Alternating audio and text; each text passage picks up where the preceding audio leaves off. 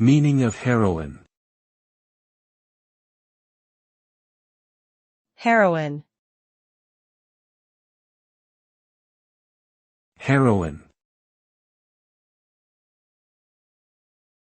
Heroin. Heroin.